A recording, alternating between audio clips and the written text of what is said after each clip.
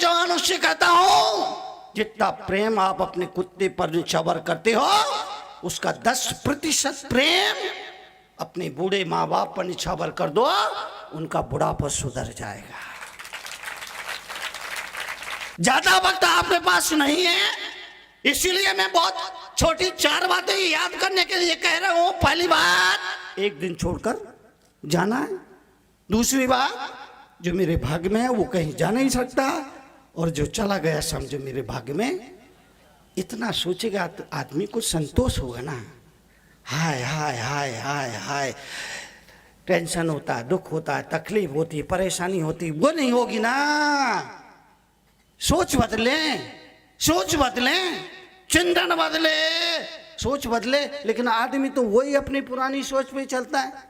किसी पार्टी में गया, भोजन के लिए पार्टी में गया, 50 आइटम बने। किसी पार्टी में गया, शादी में गया, भोजन में 50 आइटम बने, उसने वो आइटम खाए। इसी बीच उसके दोस्त का फोन आ गया, अरे भैया भोजन कैसा था? क्या पापड़ तक नहीं था।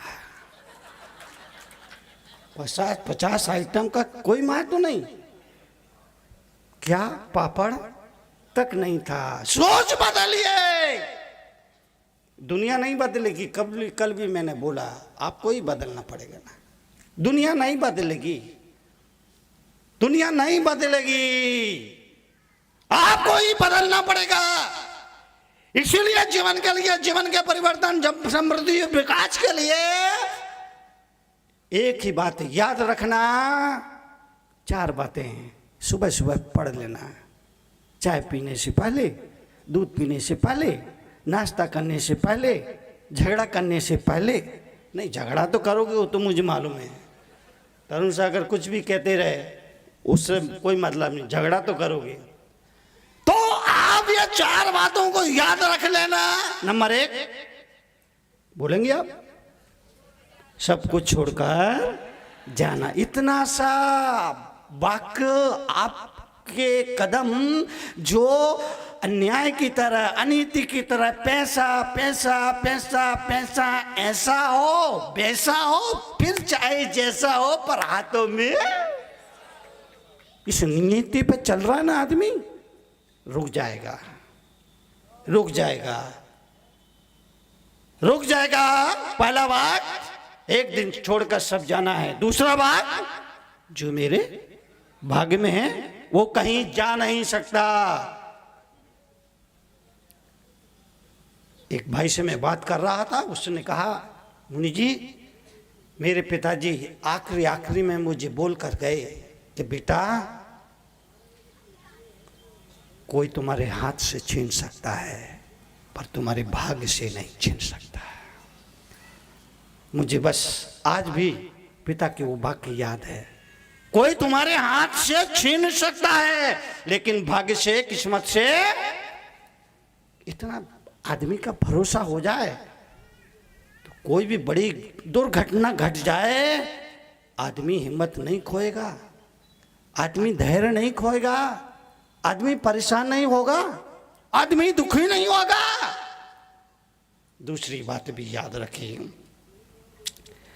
तीसरी बात भी याद रखिए, माँ बाप पहली पूजा है, कभी उनका दिल नहीं दुखाना। कितने भी बड़े बन जाओ, कितने भी बड़े बन जाओ, प्रधानमंत्री बन जाओ, राष्ट्रपति बन जाओ, लेकिन माँ बाप से बड़े नहीं बन सकते हो। राष्ट्रपति भी कोई बन जाए तो भी वो कभी माँ बाप से बड़ा नहीं बन सकता है। और चौथी बात, जीते जी कुछ ऐसे सत्कर्म जरूर कर लेना कि मृत्यु के बाद तुम्हारी आत्मा की शांति के लिए किसी और को भगवान से प्रार्थना ना करना पड़े।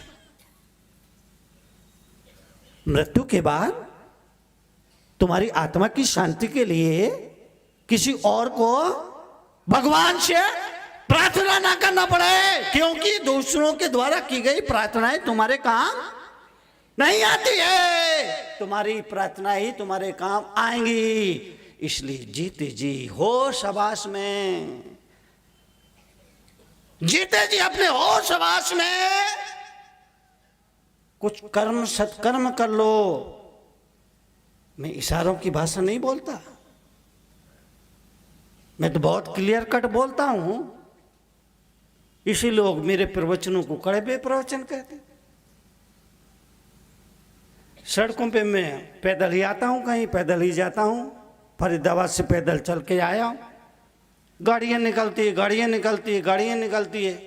वो मुझे देखते हैं तो पहचान तो जाते हैं। लोग तरह तरह की बात करते हैं, पहचान जाते हैं तो आपस में वो बात करते हैं, वो तरुण सागर जा रहे, तरुण सागर जा रहे, तरुण सागर जा रहे। चलो चलो उसको जाने दो। दूसरा निकला, ये वही महाराज है जो पहले धीरे धीरे बोलते हैं, फिर तेज तेज बोलते हैं, धीरे धीरे बोलते हैं, तेज। चलो इसको भी जाने दो। एक तो गाड़ी ऐसी आई जो आपस में बात कर रहे थे, उन्होंने मुझे देखा, आपस में बात कर रहे थे और वो एक दूसरे से बोल रहे थे, वो कड़वा महाराज जा रहा, कड़वा महाराज जा रहा, कड़वा महाराज। अरे मैंने कहा भैया कड़वा, मुझे भी बहुत बातें सुनना पड़ती है। आहार ले रहा था, भोजन कर रहा था। 24 घंटे में एक बार भोजन पानी जल ग्रहण करता हूँ ना। दिगंबर मुनि कोई भी हो, उसकी चर्या है 24 घंटे में केवल एक बार अन्न जल, जल भी वो भी खड़े होकर दोनों हाथों को यूं जोड़ लेंगे, श्रावक इस पे दाल रोटी सब्जी रख देगा, उसको खा लेंगे। बैठ के नहीं, लेट के नहीं, चलते चलते नहीं। तो आहार ले रहा था, आहार में हाँ करेला, करेला की सब्जी आई तो वो सब्जी मैंने ली। तो स्वाभाविक करेला कड़वा होता है ना, तो सब्जी खाई तो चेहरे पर थोड़ा उसका रिएक्शन आया। तो वो देने वाली महिला बोली, काहे महाराज हम भी तो तुम्हारे कड़वे प्रवचन सुना थे। मैंने कहा तू चुप रहे, मैं खाता हूँ।